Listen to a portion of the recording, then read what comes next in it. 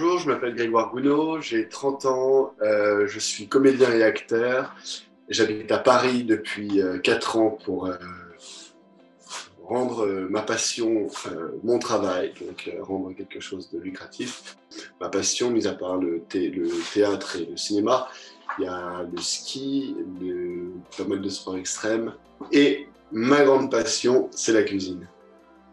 Alors, j'ai eu un pacemaker à l'âge de 4 ans, mais bien entendu, on n'était pas vraiment sûr, enfin, on ne savait pas encore si je pouvais avoir un pacemaker, puisqu'on a su que j'avais des gros problèmes cardiaques à l'âge d'à peu près 6 mois dans le ventre de ma mère.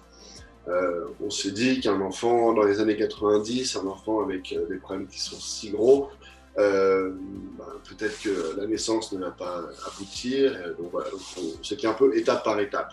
Et ce qui va naître, il est né, un petit garçon, 3,8 kg, génial. Et ce qui va passer les 2 mois, au bout du deuxième mois de ma naissance, on m'opère pour toutes mes malformations cardiaques.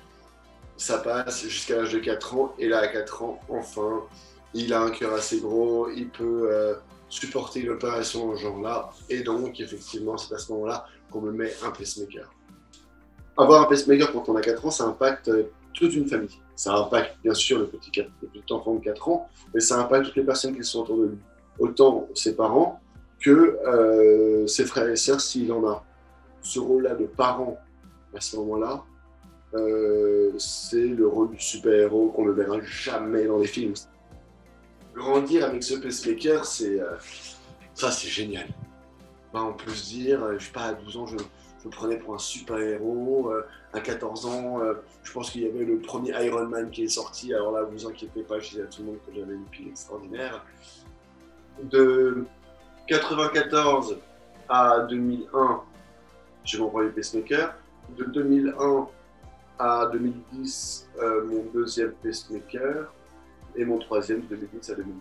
J'ai 3 pacemakers. J'attends mon quatrième avec impatience. Quand je dis avoir un pacemaker, ça peut être avoir un pacemaker, ça peut avoir une vie qui sort un petit peu de la normale. Je pense que ça peut, ça crée un humain qui est un peu différent, il arrive à se défendre, il arrive à prendre le positif de ça, et je pense qu'avec du recul, on se dit qu'on a beaucoup de chance. C'est marrant parce que tout le monde me dit est-ce que tu vis une vie normale? Donc pour moi, une vie normale, c'est une vie avec un pacemaker. Est-ce que j'arrive à vivre comme mes amis autour de moi? Je pense que c'est peut-être parce que j'ai un pacemaker, alors j'ai toujours envie un petit peu de me surpasser, de voir est-ce que je vais pouvoir faire ça? Donc je fais plein de choses.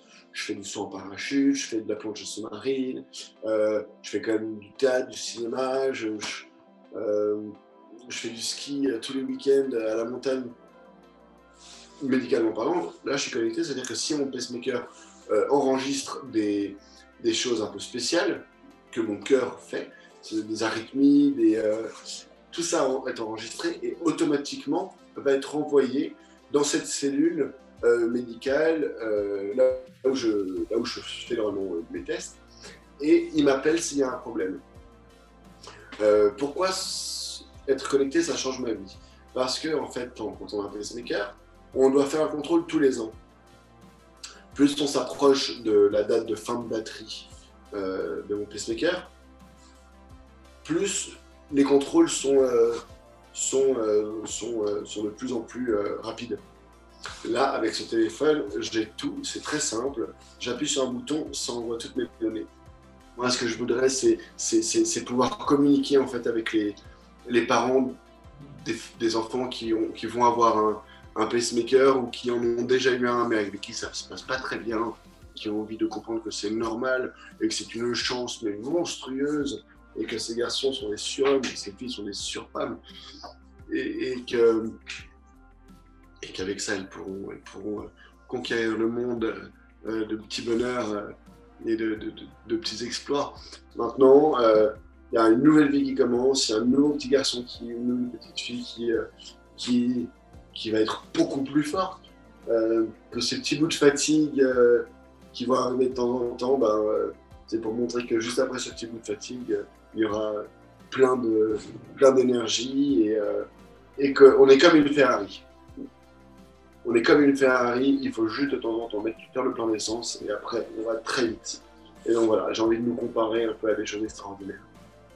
Donc il faut s'entourer de personnes comme ça pour avancer, parce qu'il y a plein de belles choses qui vont arriver vers la suite.